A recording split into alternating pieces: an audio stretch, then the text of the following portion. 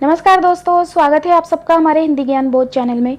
दोस्तों, हम 2000 प्रश्नोत्तरी की सीरीज कर रहे थे, तो अब तक हमने 1600 प्रश्नों के ऊपर मॉक टेस्ट लगा लिया था। तो आज हम 1601 से 1650 यानी आज 50 प्रश्न के ऊपर मॉक टेस्ट करेंगे। तो जब तक एग्ज़ाम नहीं हो रहे हैं आपके, तो मैं ऐसे ही आपके मॉक टेस्ट की सीरीज़ लेकर आऊँगी। अगर आप कमेंट करके मुझे अपने मार्क्स बताएंगे, जो सीरियस स्टूडेंट हैं, वाकई पढ़ाई को लेके सीरियस हैं और अपने ईमानदारी से मार्क्स बताएंगे, और साथ ही अगर एग्ज़ाम को क्रैक करना है तो आपने PYQ, MCQ और रिवीजन तो करनी ही करनी है। रिवीजन तो आपने ही करनी है। बाकी PYQ तो मैंने इसके ऊपर पहले ही वीडियो लेक्चर बना दिया है, यूनिट वाइज आप देख सकते हैं। अगर नहीं देखे हैं तो किस तरह से प्रश्न रिपीट होते हैं, ऑप्शन प्रश्न बन के आते हैं, और MCQ की सीरीज़ भी अब मैं शुरू कर दूंगी। अगर आप चाहेंगे तो ईमानदारी से कमेंट करके ज़रूर बताइएगा। आप बताते नहीं है मार्क्स अपने, मुझे लगता है कि कोई सीरियस नहीं है एग्ज़ाम को लेके। तो आज का मॉक टेस्ट चलिए शुरू करते हैं, और वीडियो को लाइक कर दीजिएगा। वीडियो को लाइक भी नहीं करते हैं, तो इतनी मेहनत करती हूँ आप सभी के लिए, तो वीडियो को लाइक नहीं करते हैं। तो ज़्यादा से ज़्यादा लाइक करिए और शेयर कर सकते हैं अगर आपको मेरे बनाए हुए वीडियोस पसंद आते हैं, और पहली बार हैं हमारे चैनल पे तो सब्सक्राइब भी कर सकते हैं। तो चलिए, प्रश्न आपके सामने है। कॉलरेज की काव्य संबंधी धारणा का मुख्य आधार क्या है? ये 4 विकल्प है। मैं विकल्प को नहीं पढ़ूंगी, विकल्प आप खुद से पढ़ के इसका उत्तर बताएंगे। तो विकल्प पढ़िए और इसका उत्तर बताइए। इस प्रश्न का क्या उत्तर होगा? तो इस प्रश्न का उत्तर क्या होगा? तो वो है सहचार्यवादी सिद्धांत। अगर आप नोटिस करें तो ये प्रश्न मैंने PYQ का लिया है। इम्पॉर्टेंट लगा क्योंकि एग्ज़ाम में इस तरह के प्रश्न पूछे जाते हैं। पाश्चात्यवादी जो कवि हैं उनके काव्य संबंधी धारणाएं पूछी जाती हैं, तो आपने इनको ध्यान में रखना है। अगर आपने नहीं पढ़ा है तो अभी भी समय है, पढ़ सकते हैं। अगला प्रश्न आपके सामने है। आनंदवर्धन ने किसे ध्वनि की आत्मा माना है? अब इस प्रश्न का उत्तर बताइए। तो ये माना है रस को, रस ध्वनि को। विकल्प C सही उत्तर होगा। अगला प्रश्न आपके सामने है, पढ़िए और बताइए। बैठे हुए सुखद आतप में मृग रोमंथन करते हैं, वन के जीव विवर से बाहर हो विश्रब्द विचरते हैं। उपर्युक्त पंक्तियों में किसका वर्णन है? इस प्रश्न का उत्तर बताइए। ये भी PYQ का प्रश्न मैंने ले लिया है ताकि आपकी रिवीजन हो जाए। इन पंक्तियों में किसका वर्णन है? तो इन पंक्तियों में रशमरथी में परशुराम आश्रम का वर्णन है। विकल्प C सही उत्तर होगा। फटाफट हम 50 प्रश्न करेंगे बिना समय बर्बाद किए हुए। क्या स्त्री होना कोई पाप है? उपर्युक्त संवाद किस कहानी से संबंध है? तो इस प्रश्न का जो सही उत्तर होगा, क्या स्त्री होना पाप है, ये संवाद है आकाशदीप कहानी से। विकल्प B सही उत्तर होगा। चलिए अगला प्रश्न करते हैं। जन्म काल के अनुसार निम्नलिखित रचनाकारों का सही अनुक्रम क्या है? अब आप इनका अनुक्रम तभी लगा सकते हैं जब आपको इनका सन पता होगा, जन्म काल सन। तो फिलहाल इस प्रश्न का जो सही उत्तर है वो है विकल्प C। अगर आपको लगता है कि मैं बहुत जल्दी जल्दी करवा रही हूँ तो आप वीडियो को पॉज करके इसका उत्तर लगा सकते हैं, क्योंकि 50 प्रश्न करने हैं तो हमने फटाफट करना है। इस प्रश्न का उत्तर बताइए। हिंदी रंगमंच को हिंदी भाषी प्रदेश की सांस्कृतिक पूर्तियों और आकांक्षाओं का प्रतिनिधित्व करना होगा। रंगों और राशियों के हमारे विवेक को व्यक्त करना होगा। उपर्युक्त कथन निम्नलिखित में से किस नाटक की भूमिका से संबंध है? इस प्रश्न का उत्तर बताइए। चौथा ऑप्शन नहीं दिख रहा। चौथा ऑप्शन है चंद्रगुप्त। तो इस प्रश्न का उत्तर होगा आषाढ़ के एक दिन। विकल्प C सही उत्तर होगा। चलिए अगला प्रश्न करते हैं। राम की शक्ति पूजा की रचना कब हुई? इस तरह भी प्रश्न पूछे जाते हैं। जो महत्वपूर्ण कवि हैं उनकी कोई रचना देके उनका सन पूछ लिया जाएगा। तो राम की शक्ति पूजा रचना हुई 1936 में। विकल्प C सही उत्तर होगा। चलिए अगला प्रश्न करते हैं। निम्नलिखित में से कौन सी भाषा संविधान की 8वीं अनुसूची में है? संविधान की 8वीं अनुसूची में कौन सी भाषा है? संविधान के ऊपर भी मैंने वीडियो लेक्चर बना दिया है। जब मैंने ये चैनल शुरू किया था तब मैंने शुरुआत में इसके ऊपर वीडियो लेक्चर बनाया था। अगर आपने नहीं देखा है तो देख सकते हैं। किस अनुसूची में कौन सी भाषा सम्मिलित की गई है, ये सब मैंने पढ़ा रखा है। अगर आप देखना चाहें तो देख सकते हैं, प्लेलिस्ट बना रखी है। इस प्रश्न का जो सही उत्तर होगा वो है नेपाली। विकल्प ए सही उत्तर होगा। चलिए अगला प्रश्न करते हैं। हिंदी पर समासिक संस्कृति के वहन का दायित्व संविधान के किस अनुच्छेद में निर्धारित है? ये भी मैंने करवा रखा है, देखना चाहें तो देख सकते हैं। फिलहाल इस प्रश्न का जो सही उत्तर होगा वो है डी इस प्रश्न का सही उत्तर होगा। चलिए अगला प्रश्न करते हैं। निम्नलिखित में से किस उपन्यास में राम और काम का द्वंद्व चित्रित हुआ है? इस प्रश्न का उत्तर बताइए। किस उपन्यास में राम और काम का द्वंद्व चित्रित हुआ है? तो वो हुआ है मानस का हंस में। विकल्प सी उपन्यास। अगला प्रश्न। निम्नलिखित में से कौन सी बोली राजस्थान की नहीं है? तो बोलियों के ऊपर भी वीडियो लेक्चर मैंने बना रखा है, देखना चाहें तो देख सकते हैं। तो इस प्रश्न का जो सही उत्तर होगा वो है मंडयाली। राजस्थानी बोली के अंदर नहीं है। विकल्प बी सही उत्तर होगा। चलिए अगला प्रश्न करते हैं। मैं नीर भरी दुख की बदली महादेवी वर्मा की उपयुक्त गीत उनके किस काव्य संग्रह से संबंधित हैं? ये जो उपयुक्त गीत है ये किस काव्य संग्रह से है? तो इस प्रश्न का जो सही उत्तर होगा वो है सांध्या गीत। विकल्प डी सही उत्तर होगा। चलिए अगला प्रश्न करते हैं। इश्क भरा है देख ले और जगत से दूर, एक अचंभा हमने देखा देहरी का नासूर। अमीर खुसरो की उपयुक्त पहेली से क्या अभिप्राय है? इस प्रश्न का उत्तर बताइए। उपयुक्त पहेली से क्या अभिप्राय है? और ये पहेली अमीर खुसरो की है। तो इस प्रश्न का सही उत्तर होगा विकल्प बी। चलिए अगला प्रश्न करते हैं। जीवन मुँह चाही को नीको, दरस परस दिन राति करित है, कान्हा प्यारे पीक को। उपयुक्त पंक्तियों में रामचंद्र शुक्ल ने किस भाव की अभिव्यक्ति मानी है? इस प्रश्न का उत्तर बताइए। किस भाव की अभिव्यक्ति मानी है? तो ये मानी है असूया भाव की। विकल्प सी सही उत्तर होगा। चलिए अगला प्रश्न करते हैं। अष्टयाम किसकी रचना है? अष्टयाम किसकी रचना है? तो ये है देव की। विकल्प ए सही उत्तर होगा। अगला प्रश्न है। रीति काल का रीति सिद्ध नाम किसके द्वारा दिया गया है? इस प्रश्न का उत्तर क्या होगा? रीति काल का रीति सिद्ध नाम दिया है विश्वनाथ प्रसाद मिश्र के द्वारा। विकल्प बी सही उत्तर होगा। चलिए अगला प्रश्न करते हैं। वृत्त कौमुदी के रचनाकार कौन है? वृत्त कौमुदी के रचनाकार कौन है?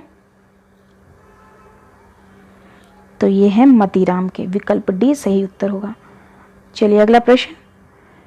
शिवा को सराहो के सराहो छत्रसाल को पंक्तियां किस रीतिकालीन आचार्य की हैं? ये पंक्ति किस रीतिकाल आचार्य की है?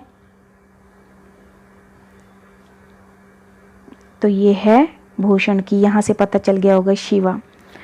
चलिए अगला प्रश्न है। वृत्त कौमुदी का वर्ण विषय क्या है? इस प्रश्न का उत्तर बताइए। वृत्त कौमुदी का वर्ण विषय क्या है? तो छंद शास्त्र। विकल्प सी सही उत्तर होगा। चलिए अगला प्रश्न। रीतिकाल में सर्वाधिक प्राकृत वर्णन करने वाले कवि कौन थे? इस प्रश्न का उत्तर तो सभी को पता होगा। प्राकृत वर्णन करने वाले कवि थे सेनापति जी। विकल्प डी सही उत्तर होगा। चलिए अगला प्रश्न। लक्षण ग्रंथों का निर्माण करने वाले कवियों को क्या कहा जाता है? ये रीतिकाल से प्रश्न उठाए मैंने ज्यादातर। लक्षण ग्रंथों का निर्माण करने वाले कवियों को क्या कहा जाता है? तो कहा जाता है आचार्य। विकल्प सी सही उत्तर होगा।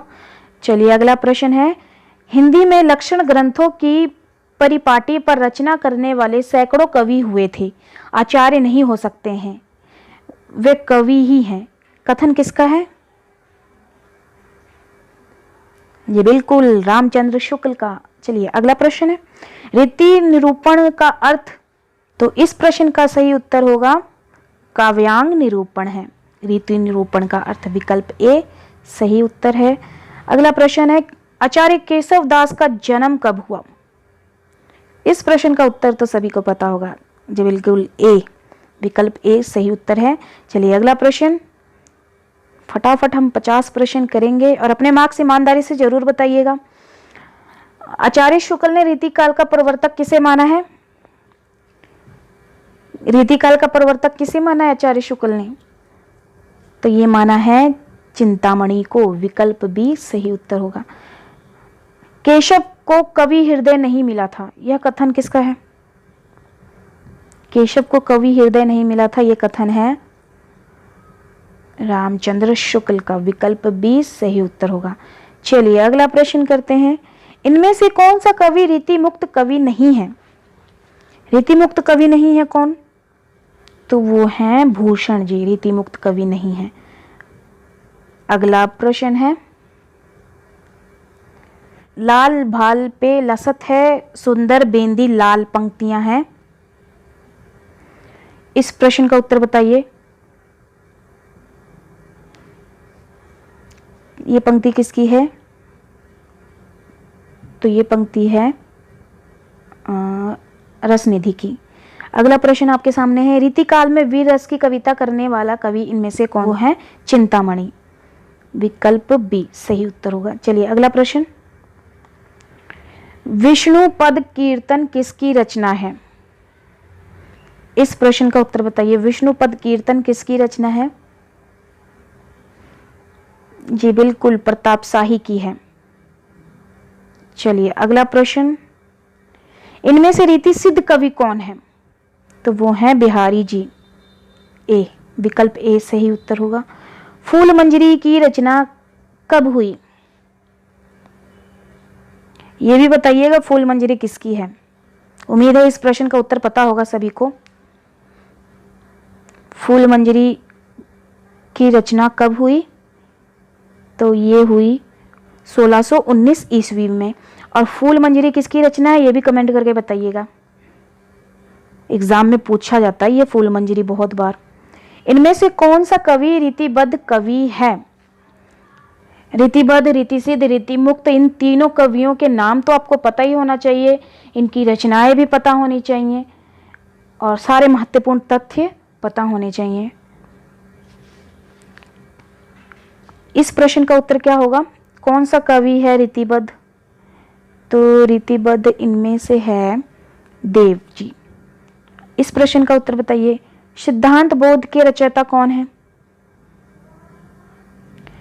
सिद्धांत बोध के रचयिता हैं जसवंत सिंह। विकल्प सी सही उत्तर होगा। चलिए अगला प्रश्न करते हैं, निम्न सूचियों को सुमेलित करते हुए सही विकल्प का चयन कोड में से कीजिए। तो चलिए इस प्रश्न को करिए, सुमेलित करना है आपने। बिहारी कैसे कवि हैं? तो ये हैं रीति सिद्ध, घनानंद तो रीति मुक्त,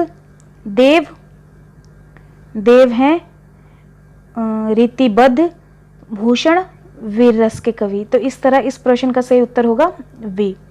चलिए अगला प्रश्न करते हैं, संग्राम सार के रचयिता कौन है? इस प्रश्न का उत्तर बताइए। संग्राम सार के रचयिता कौन है? तो ये है कुलपति मिश्र। विकल्प सी सही उत्तर होगा। अगला प्रश्न आपके सामने है, रामचंद्राभरण नामक अलंकार ग्रंथ के रचयिता कौन हैं? इस प्रश्न का उत्तर बताइए। तो इस प्रश्न का सही उत्तर है विकल्प बी, चलिए अगला प्रश्न, यमक सतसई के रचयिता कौन है? यमक सतसई, तो यमक सतसई है वृंद की, विकल्प बी सही उत्तर होगा। अगला प्रश्न है, व्यंग्यार्थ कौमुदी के रचनाकार का नाम बताइए। इस प्रश्न का उत्तर बताइए, यह रचना किसकी है? तो ये है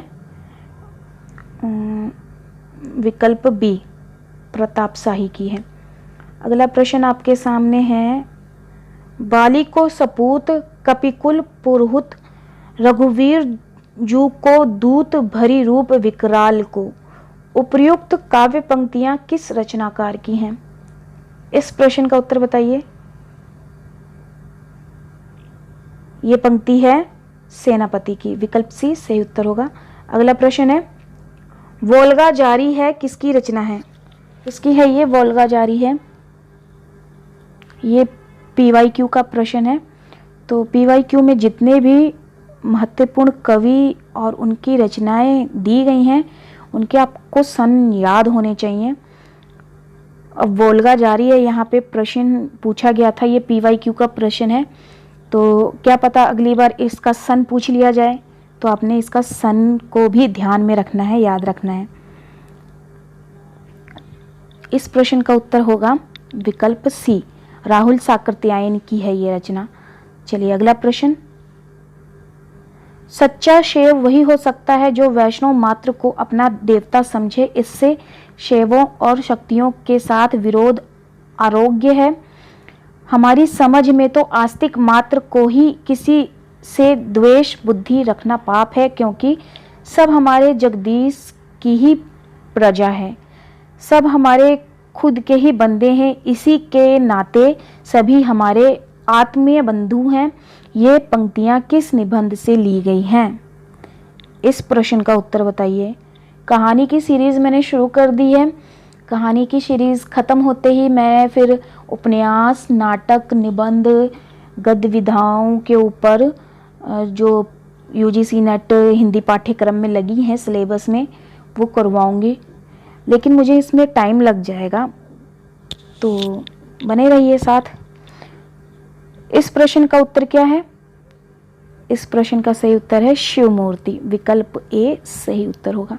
चलिए अगला प्रश्न, कविता वह साधन है जिसके द्वारा शेष सृष्टि के साथ मनुष्य के रागात्मक संबंध की रक्षा और निर्वाह होता है। यह कथन किस निबंध से उद्धृत है? अब ये कथन किस निबंध से लिया गया है ये बताना है आपने। कविता क्या है? विकल्प बी निबंध से लिया गया है। कविता क्या निबंध, ये भी PYQ का प्रश्न है, ये सारे आपको पता होने चाहिए, इनके रचनाकार कौन है ये भी पता होना चाहिए। निस्संदेह उस युग में भट्ट जी जैसा वाणी का धनी, भाषा का पारखी, समसामयिक विचारों का चितेरा तथा अभिव्यक्ति का कुशल पंडित और कोई दूसरा निबंधकार नहीं है। ये कथन किसका है? अब इस प्रश्न का उत्तर बताइए। इस प्रश्न का सही उत्तर क्या होगा? ये कथन किसका है? तो ये कथन है डॉक्टर द्वारिका प्रसाद सक्सेना का, विकल्प ए सही उत्तर होगा। इस प्रश्न का उत्तर बताइए अब। अगे जी के यात्रा वृतांत अरे ये यावर रहेगा याद के विषय में असत्य कथन का चयन करिए। विकल्प पढ़िए और सही उत्तर बताइए। मैं विकल्प नहीं पढ़ती हूँ क्योंकि वीडियो बहुत लंबा हो जाता है, बिना विकल्प पढ़े ही मेरा वीडियो इतना लंबा हो जाता है। और आप देखते होंगे कि मैं वीडियो लेक्चर में फालतू की बात नहीं करती हूँ, अपना कंटेंट पढ़ाने के बाद वीडियो लेक्चर ख़त्म कर देती हूँ। उसके बावजूद भी वीडियो काफ़ी बड़ा हो जाता है। मेरा बस मकसद यही होता है कि छोटा वीडियो हो और आपको कंटेंट ज़्यादा मिल जाए। तो इस प्रश्न का सही उत्तर होगा विकल्प सी। इसमें 5 यात्रा वृत्तांतों का वर्णन है। चलिए अगला प्रश्न करते हैं। सिक्का बदल गया कहानी के संदर्भ में कौन सा कथन सही नहीं है? इस प्रश्न का उत्तर बताइए। देखिए इस तरह के प्रश्न पूछे जाते हैं एग्जाम में। कहानी का अगर आपको सार पता होगा ना तो आप इस तरह के प्रश्न लगा लेंगे आराम से। तो इस प्रश्न का जो सही उत्तर है वो है सिक्का बदल गया कहानी के संदर्भ में कौन सा कथन सही नहीं है? क्या ये कहानी फैंटेसी शैली पर आधारित है? बिल्कुल गलत। चलिए अगला प्रश्न करते हैं। गोरखनाथ ने नाथ संप्रदाय को जिस आंदोलन का रूप दिया वह भारतीय मनोवृत्ति के सर्वथा अनुकूल सिद्ध हुआ, यह कथन किसका है? तो ये कथन है आचार्य रामचंद्र शुक्ल का। विकल्प सी सही उत्तर होगा। अगला प्रश्न है धरती धन्य अपना उपन्यास में किसको चित्रित किया गया है? अब इस प्रश्न का उत्तर बताइए। उपन्यास से प्रश्न पूछा गया है, ये लगा हुआ है उपन्यास पाठ्यक्रम में। तो किसको चित्रित किया गया है इस कहानी में? तो ये किया गया है चमार जाति के शोषण की त्रासदी को चित्रित किया गया है धरती धन्य अपना उपन्यास में। विकल्प ए सही उत्तर होगा। चलिए अगला प्रश्न करते हैं। 52 ने दो आज़ाद देशों की हिंदुस्तान और पाकिस्तान की ईमानदारी को, इंसानियत को बस 2 डग पर नाप लिया, यह कथन किसका है? अब इस प्रश्न का उत्तर बताइए, ये कथन किसका है?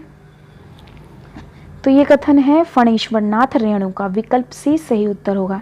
चलिए आज के वीडियो लेक्चर का अंतिम प्रश्न है।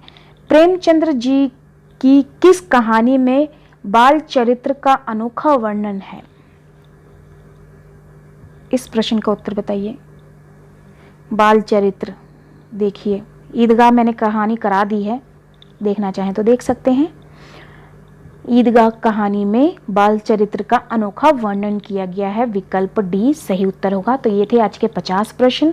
वीडियो को लाइक कर दीजिएगा और कमेंट सेक्शन में राय जरूर दीजिएगा। तो चलिए फिर मिलते हैं एक नए वीडियो में एक नए टॉपिक के साथ। और हाँ, अगर आप हमारे टेलीग्राम और व्हाट्सएप ग्रुप के साथ जुड़ना चाहते हैं तो डिस्क्रिप्शन में लिंक दे रखा है, आप जुड़ सकते हैं। चलिए फिर मिलते हैं एक नए वीडियो में। धन्यवाद।